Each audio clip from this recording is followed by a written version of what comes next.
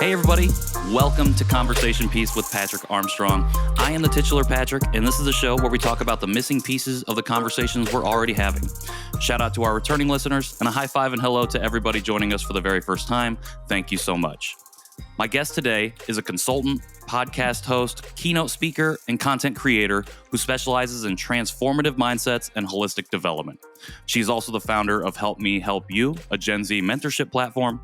And through her workshops, she creates a space for individuals to develop healthy mindsets and approach life with different perspectives. With her podcast, Turn Off the Ringer, being in the top 10% of globally shared podcasts, her goal is to empower individuals to live a foundationally strong life, create spaces for people of color, and make wisdom more accessible to Gen Z.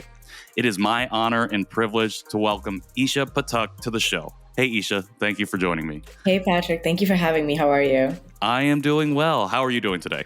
Pretty good. Pretty excited for this interview and podcast conversation. I know that one of the first things that I noticed about your platform was that you always create space for communities that have been underrepresented to kind of have a voice and share. And that's something that I'm really passionate about. So I'm very excited to chat with you.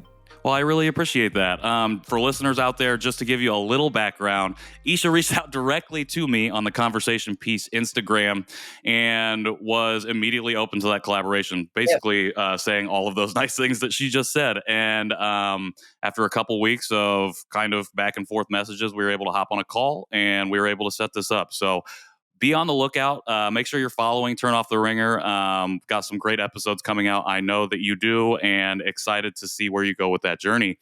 Esha, I know I introduced you just a little bit just now, but for people who might be listening who don't know who you are, do you mind telling us a little bit more about yourself? Yeah, of course. Well, I think, first of all, you did a great job with my little intro, and I'm sitting here humbled. I was like, oh, this is nice to hear.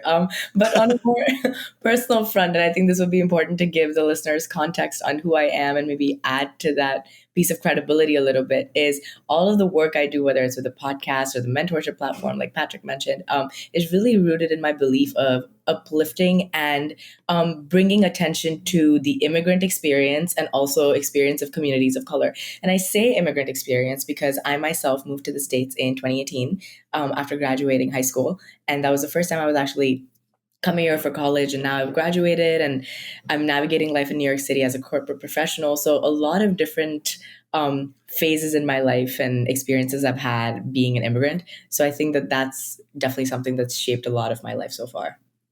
Thank you so much for sharing that. And I know we're going to dive into that because everything that you filled out on the guest form had me really intrigued. And for folks who have been following the podcast, last month we did the APAM conversations.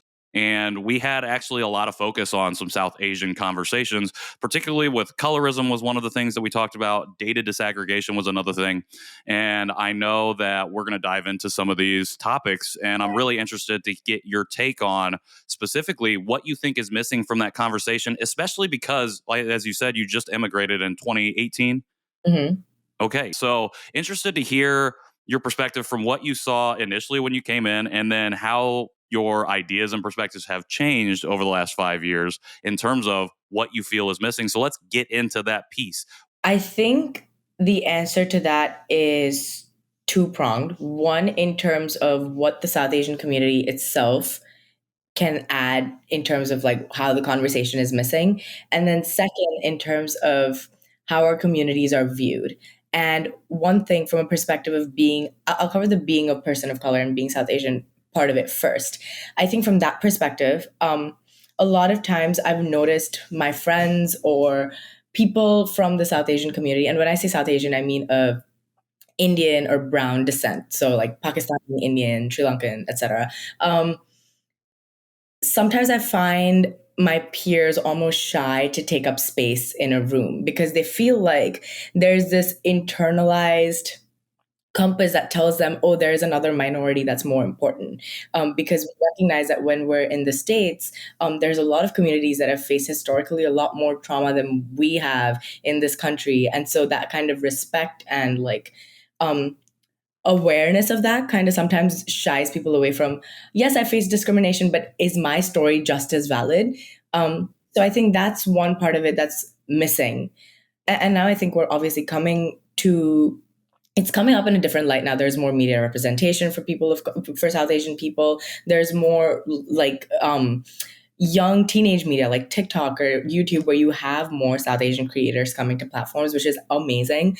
But I think from a more South Asian perspective, from a person of color perspective, I think there definitely needs to be more of a space created and conversations had about how we can best represent ourselves without feeling that almost like cultural imposter syndrome, which we kind of feel like we're not important enough to share that space. And then the second perspective, I think, which is really missing from the receiver's point of view, and I say receivers in terms of how socially the Indian community is viewed, is that there isn't a lot of acknowledgement of the fact that we have a lot of different cultural divisions within our country itself. So when I say I'm Indian, I promise you, it doesn't at all mean that I am the same Indian that my friend is, because Sure. I come from a culture that's Marathi and Gujarati, and then my friends are Punjabi or they're from South India, so they're Tamilian or Telugu.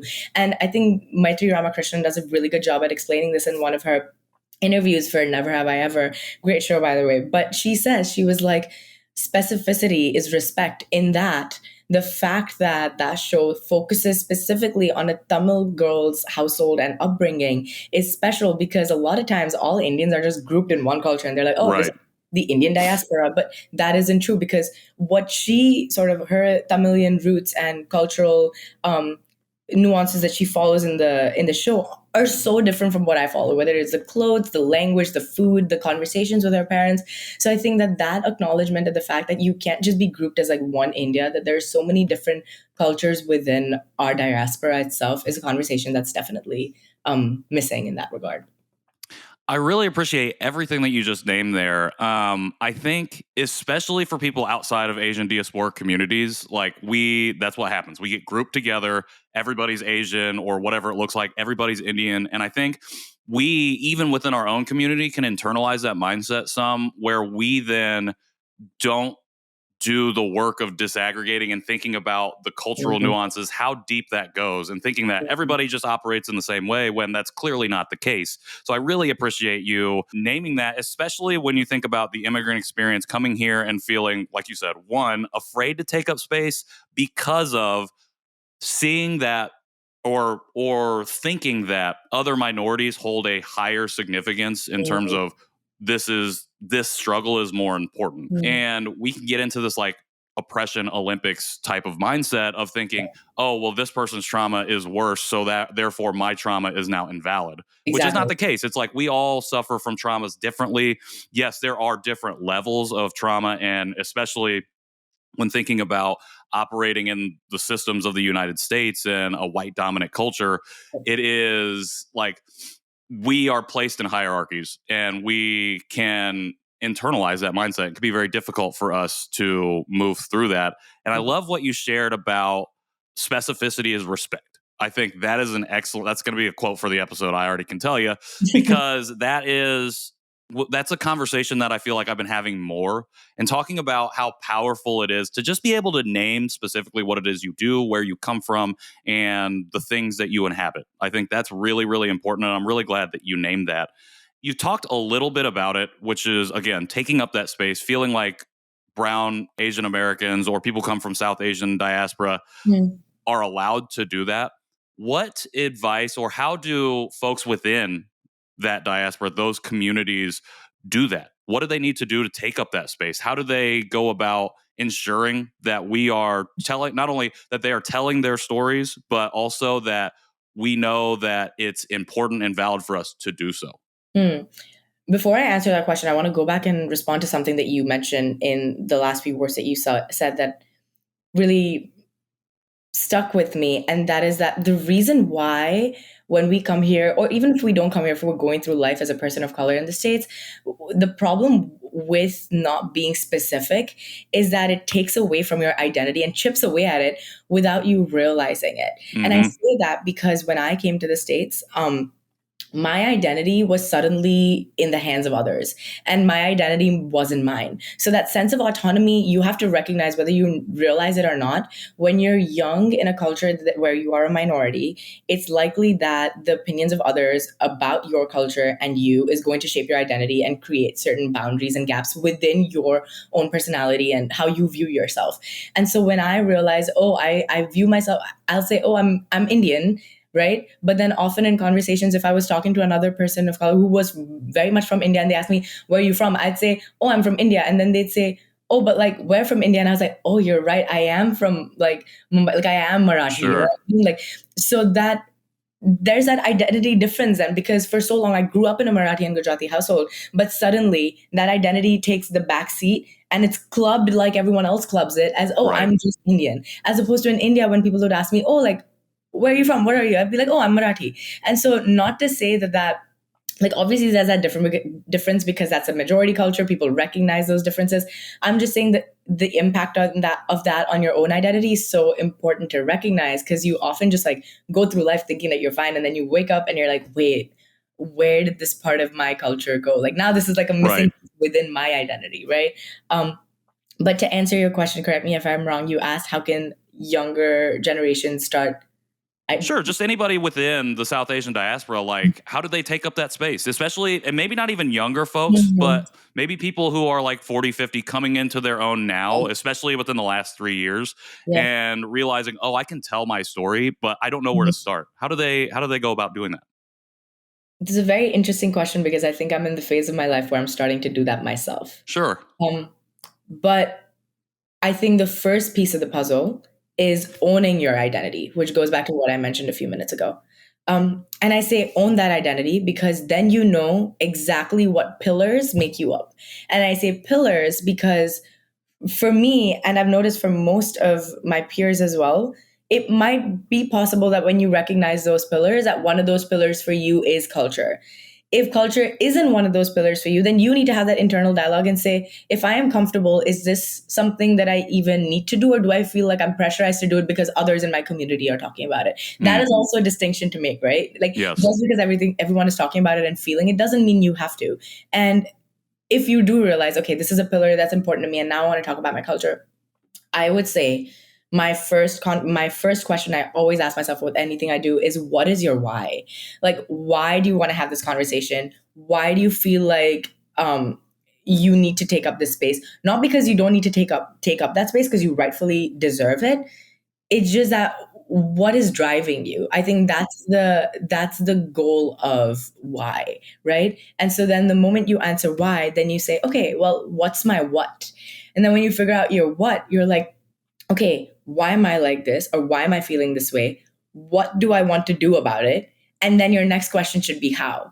And so I always in my life like to function in threes. I think there is something to say about the power of threes, whether it adds credibility or adds trust to what you say. And also that transfers to how you build foundational skill sets for yourself, right? So once you ask yourself those three questions, why, what, and how, it seems easy, but I think a lot of those answers will come from within you when you know exactly what gap you're trying to bridge. So, for instance, in my capacity, and I think this serves as a great example, I graduated college last year and I realized, okay, well, I developed this sense of internalized racism. And I know we spoke about this offline as well, but that internalized racism, the second I realized, oh, this exists, I was like, okay, but why is this bothering me after 4 years? Like, why now? And then I answered my question. I was like, oh, because now I know I have the autonomy to actually do something about it because I'm not in school anymore and I'm not in that system that feels limiting, right? I'm Right. moving to a more diverse city. So then my next question was, okay, what do I want to do about it? And whether that was, like everyone's answer is going to be, yeah, I want to create change and impact, right? But what exactly do you want to do? So for me, it was, okay, I want to create content. I want to mentor people that are like me, and I want to start hosting workshops. And then the how of it was the logistical part of it, right? So I think the long answer to your question of how can someone start finally taking up that space is answer the why, what, how, because that's how you develop trust and knowing within yourself that you deserve to take up that space. And once you're good on that part, that you know internally that self-esteem is solid, that self-doubt is gone, then you're golden. And then you know that the second you're in charge of your own identity, that you can then rightfully take up that space that you need, if that makes sense. That makes perfect sense. And I love hearing you talk about it and talking about your specific process, because I can feel the confidence and like the Thank you. self-security or assuredness in your own identity. And I feel like it really comes out when I'm just listening to you speak. And I was wondering if you could share a little bit more. You said like when you graduated from college, like that was what kind of sparked this conversation and for you to ask that why, to start approaching that process. And when you talk about it too, this confidence makes it seem like it might be easy to move through that process. Can you talk a little bit more about or elaborate on like maybe the struggle a little bit of answering those questions, building from why to what, and then thinking about how? Well, first, it's far from easy. And I was sitting and I was like, oh my God, guys, what am I doing? Because a lot of times it's also a priority thing, right? Sure. We can't go through life compartmentalizing and saying, okay, from 5 to 9 p.m., I'm going to sit and think about my identity and my culture. And then 9 to 10, I'm going to sit and like talk about how I'm a type A person. Like, it's so hard because it kind of goes into every single thing that you build for yourself. But one piece of advice that I was given in my professional life and I carried over into my personal one that's really helped me is building a brand. And I know this sounds like a really professional, run of the mill, like everyone says, build your brand, but I don't mean professional brand. And I'm not talking about your corporate brand at all, right? Take that out of the picture. I want you to like completely forget about that. Think about brand in terms of how you view yourself. And this is a lot of what our conversation has been so far in terms of honing in on your identity. But in terms of the why, the what, the how, right? Think about yourself as an individual with 3-4 pillars, like I mentioned. And then there's these things that are key to your value systems, right?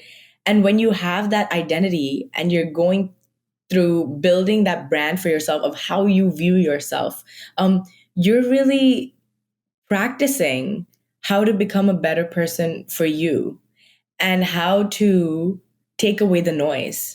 Because a lot of it you realize if we were in a vacuum, right, without all this socialization and constant news and colorism and racism, like we would be perfectly satisfied with ourselves. Like we wouldn't, or if we lived in a society without racism or colorism, Sure. we would realize that we wouldn't be conscious of the fact that we have like our skin looks different or that our accent is different. So those are key nuances you need to recognize, because how would you really look at yourself in the mirror away from all the noise? So that's what I mean by you need to build an inward, like a brand inwards. So that was the first thing I started doing. I started like kind of penning down, okay, what are key values or pillars that I really resonate with? And that's when I realized, okay, culture is really important to me. And it was almost interesting because in India, I didn't really blink twice at being Indian or having that identity because I was part of the majority. But after coming here, I enjoy it so much more. So for me, that first step was that I almost had to dissociate from something that I thought I was cringing at because I was told to cringe at, right? To then owning that identity. So that was the first part of me recognizing it in terms of building my brand inwards, is recognizing, okay, this is like an important part of what matters to me. And I say that because the first step to asking yourself the why, the what, the how is setting those values for yourself and saying, okay, like I'm this far in life now. This is what I know brings for me personal value or validation to the table. I know this is something that makes up my personality and my internal brand. So once I had that in mind, I said, okay, well, like I mentioned, like, why do I want to ask those questions, right? What do I want to do and how I want to do it? And a lot of that for me, okay, let me backtrack a little bit. And I think this is going to click, but it's almost like you recognize once you figure out that brand, what do you offer or what is your value and where can you impact? And I say this from a perspective of not only stepping into yourself, but also creating a larger level of systemic change. Because I promise you, I don't like whatever your career is, no matter where you are from, whatever it is, you will always have someone who's going to come up to you and ask you how you made that journey, because they'll probably look up to you as a role model, especially as a person of color. So in that capacity, right, ask yourself, what are my skill sets that I can use to fill that why and what and how? And this doesn't have to be in that public eye, but for me, that was okay. I feel this way. I've answered my why, and that why takes a lot of journaling, a lot of prompts, a lot of just like reflection, conversations. That's the why. But then the what and the how is really kind of goes hand in hand, and you really have to ask yourself, what do I bring to the table in terms of skill sets, and how can I act on that? So this is where the logic comes in, and I call it logic because the way you action on any emotional feeling or an intangible feeling is through actual steps. So I think that that is kind of what I started doing. Okay, what am I good at? I know I'm good at creating content. I know I'm good at art. I know I'm good at public speaking. And then like, I'm a consultant full time. So okay, I know I'm a consultant full time. So even at work, then in my professional life, I will ask those questions. I will go out of the way. Your what and how doesn't have to be this big thing where you create something all the time, right? It can be creating meaningful conversations and relationships too, which is exactly what I'm doing in my place of work. And I seek out mentors that look like me. So I think the long story short with that is you figure out your personal brand, you really reflect, ask yourself the questions. That's the why leg of the journey. And then the what and how leg of the journey is how do you action these by really figuring out what you're good at, what skill sets you bring to the table, and how you want to create that impact in your space. I absolutely love that. Thank you for sharing that. I feel like I'm getting a masterclass right now just listening to you talk about that because, again, a lot of it goes to identity, knowing who you are, building that brand and how you view yourself. And then I really like what you said about the what and the how being what skills are you good at? Because I think, especially in Asian diaspora communities, who operate here in America, we are taught to not think about those things. We are told that we are already good at math and at whatever else, like just random stupid Yes. stereotypes. And like, that's what you do. And then when we get to the point of like, oh, this is who I am, and we start to think about, well, what am I good at? It can be Yeah, really difficult. 100%. So I like that. I like that you're laying this foundation of like you have to you you need to find ways to be able to ask yourself that question. How did you like? You obviously knew you had these different things. How did you start to identify those things for Yeah. yourself in that journey? That's such a powerful question because I'll tell you this, and this I know doesn't limit to like the South Asian culture, is Sure. in general, a huge Asian stereotype is putting us in that box of you're good at math and you're good at Yes. engineering, and every Indian Right. is a doctor, and like every Asian kid in your class is like an engineer. Like it is not, and it is the most frustrating box to be put in because sure, there's people in those communities who enjoy those spaces just like everyone else in the world as Right. well.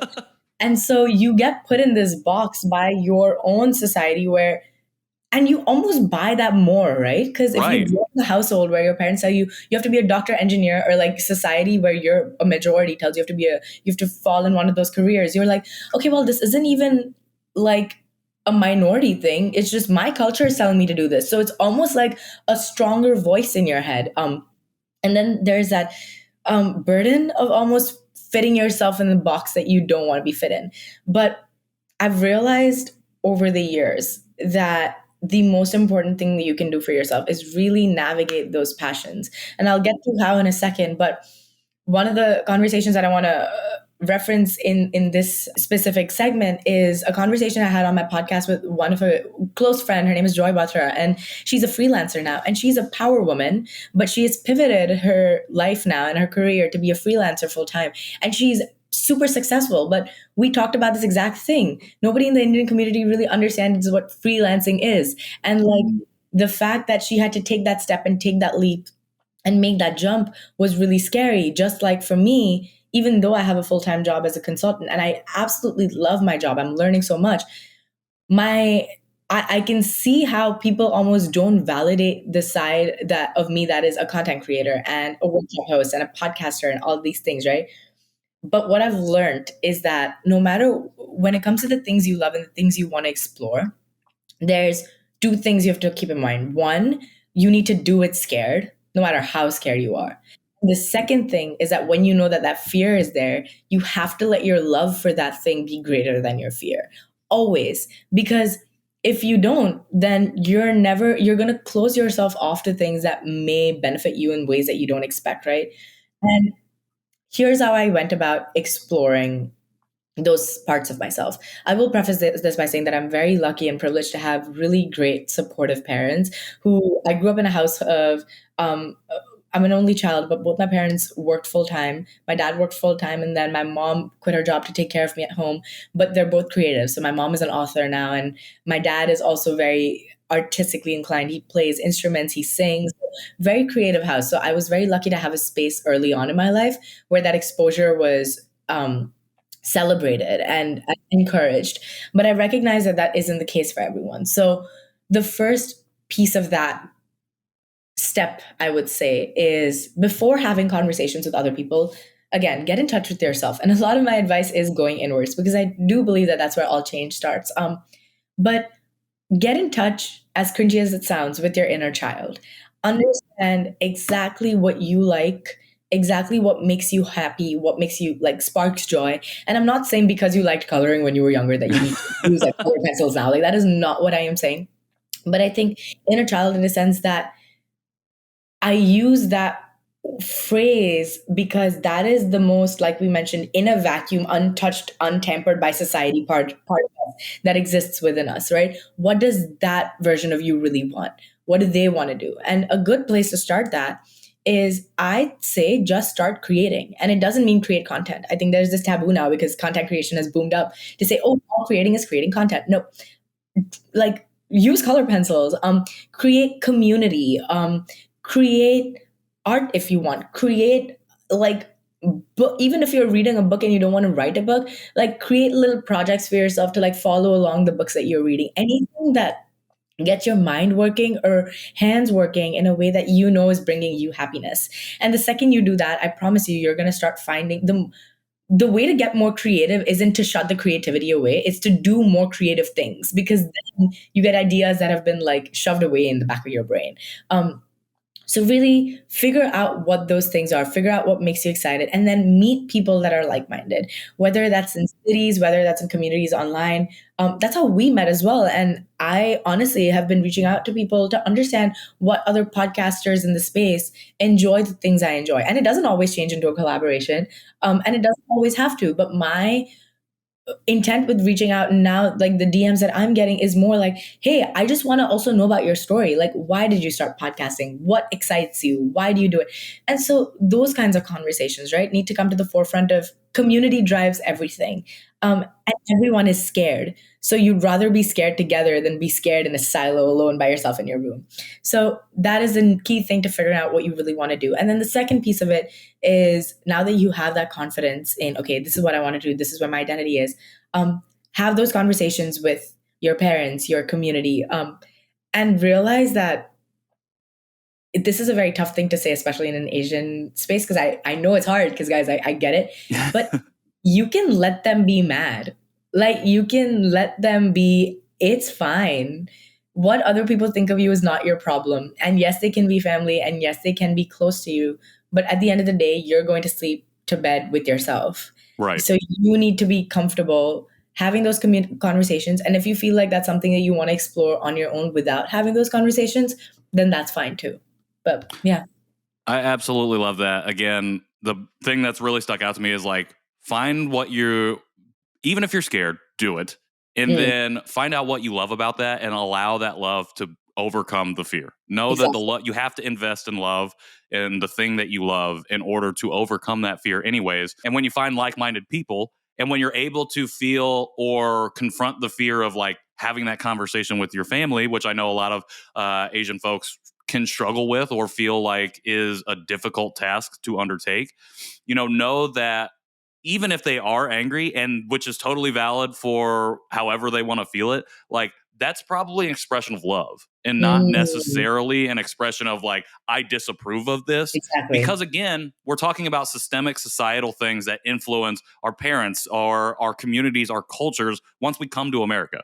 And without that context, it can be very like, oh, this is very daunting. This is very emotional and upsetting. Like, and I don't understand why you don't get this. But with the added context of like, oh, they are also influenced by these same things that are influencing me. It's like, okay, I can be a little bit more empathetic as to why you're feeling this. I'm also not going to shut down because of that. Because like you said, this is my thing. I go to sleep at night with these things in my head by myself. Like we're not sleeping, like I'm not sleeping with my parents and like we're having a shared dream or whatever it might be. You're doing these things on your own. And I love that you like approach all of these things from this position of wanting to pass on education, pass on these tips, be able to like mentor other folks, particularly Gen Z folks. And a lot of that I think ripples outward. So not only can you work with and mentor and teach young folks of color how to do these things, but I think those things ripple outward to people outside of our communities who 100%. also need to have these conversations. So what would you say folks specifically outside of the South Asian experience, need to be mindful and remember when approaching these conversations, when thinking about the South Asian diaspora, when wanting to be mindful and inclusive of that community or of the multiple communities that make up that diaspora? Yeah. Just a quick thing that came to mind when you mentioned the thing you were saying before is it's not just enough to recognize generational trauma. You have to do something about it. So you can't just sit and be like, oh, this is generational trauma. I recognize that this exists. Like you have to start breaking those cycles, which exactly goes back to what you were saying and we were talking about before. But in terms of what other people can do, and this is something that again, I am so lucky to have friends that have created those spaces for me and peers and mentors that have.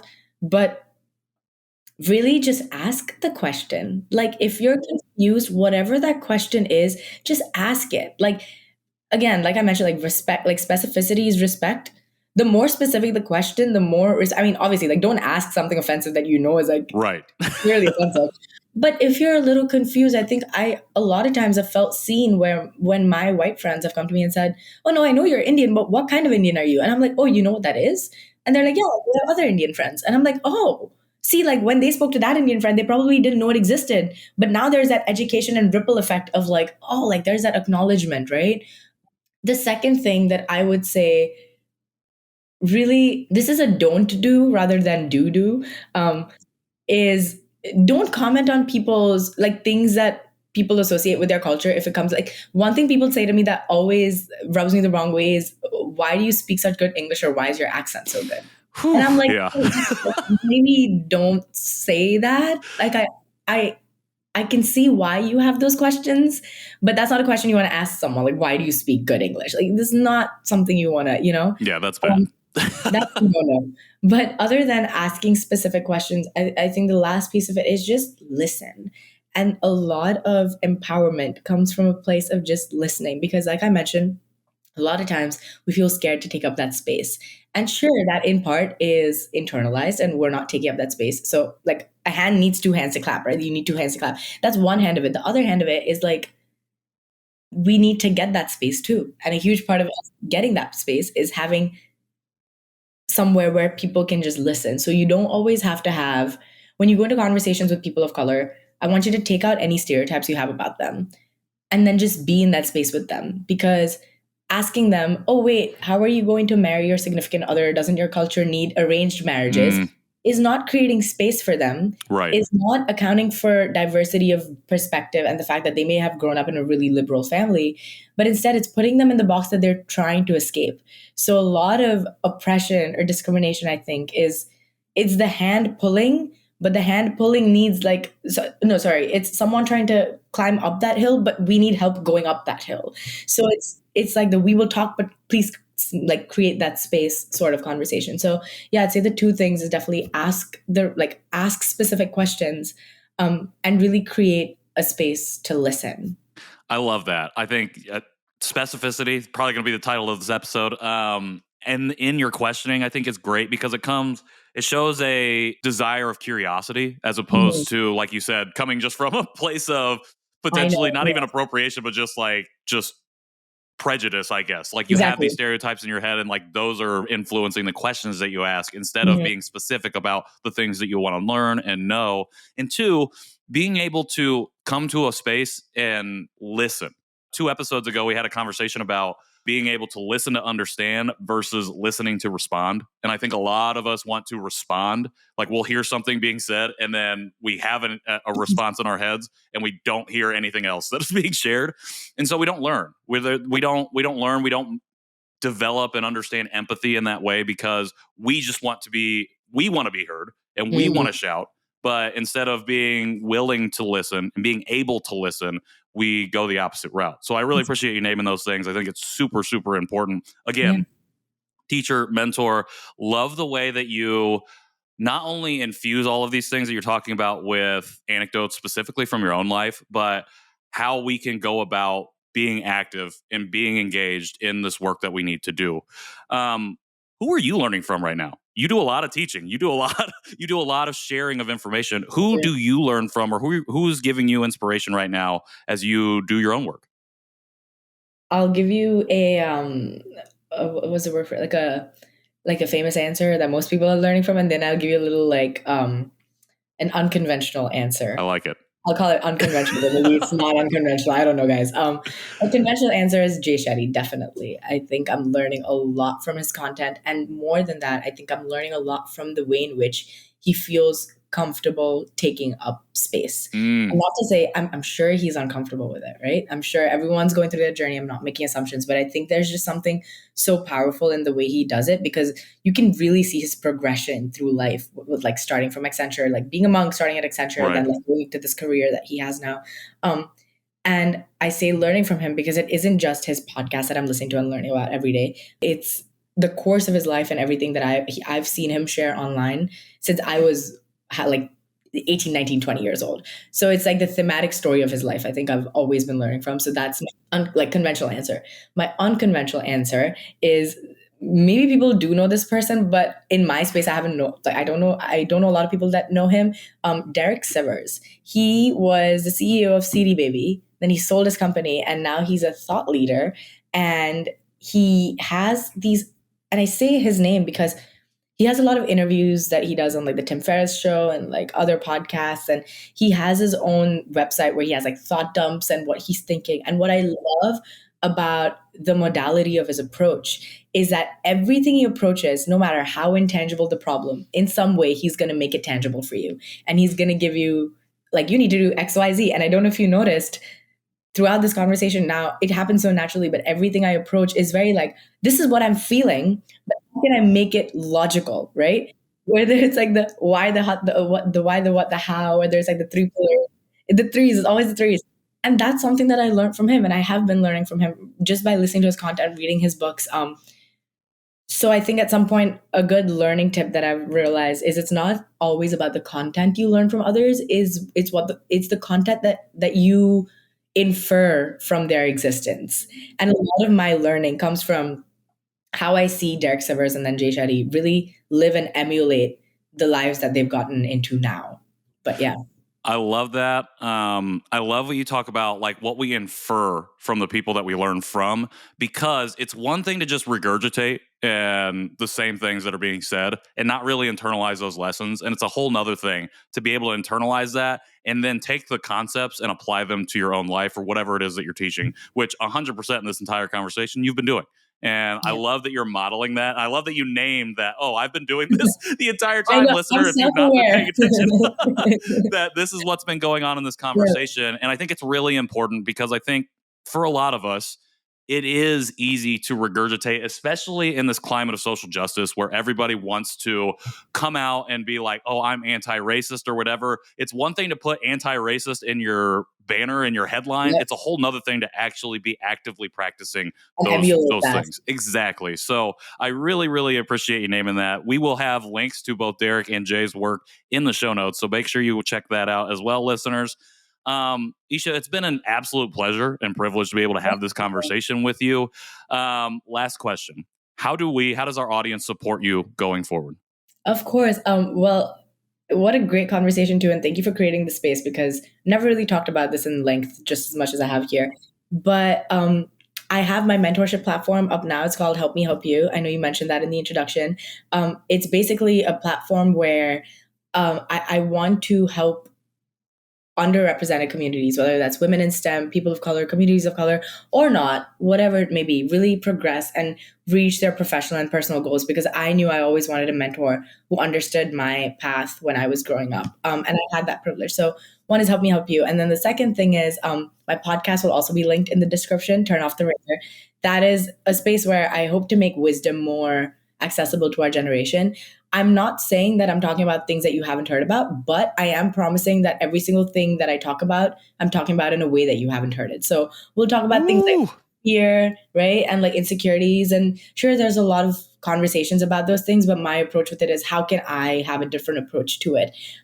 So those are the two main things. And I also host workshops in the city. If you guys ever want to come out in New York City, hopefully they'll be virtual soon, but that's about it. Absolutely amazing. Help me help you, Turn Off the Ringer, both linked down here in the show notes. And I think before I close it out, that is one of the alignments, is like how it's not necessarily that we're having different conversations, but we're having those same conversations in a different way. And I think that is what drew me to you and your work and Turn Off the Ringer specifically. And then now following you on social media, seeing the work that you're doing is, okay, Esha's talking about this differently and I need to follow along and listen. So that way I can learn and then take in that information and then apply it to my own life and talk about these conversations differently that I'm having. So thank you so much for that. Thank you so much for sharing so much knowledge with myself and with our audience. This has been definitely one of my favorite episodes. I probably say that every time, but this has been an incredible conversation. And I can't wait to continue having these with you. So thank you so much. Of course. And I know we have an episode coming up on my podcast as well with Patrick, where we talk about some very interesting things in terms of navigating and internalizing racism as well. So I'm very excited for that too. Yes, very, very excited for that as well. Esha, thank you so much. Everybody out there, make sure you go into the show notes, check out everything that we talked about. You'll have all the links there. If you want to follow along with us, you can do so at Conversation Podpiece on Instagram. And if you feel inclined to leave a rating or review on whatever podcast player that you're listening to this on because you love this specific conversation, we would greatly appreciate that as well. Lastly, if you're interested in supporting the show in any way, feel free to hop in my DMs or visit our brand new website, conversationpiece.com. Awesome. So until next time, I am Patrick Armstrong, and this has been Conversation Piece. Thanks, Esha. Thanks, guys. Bye.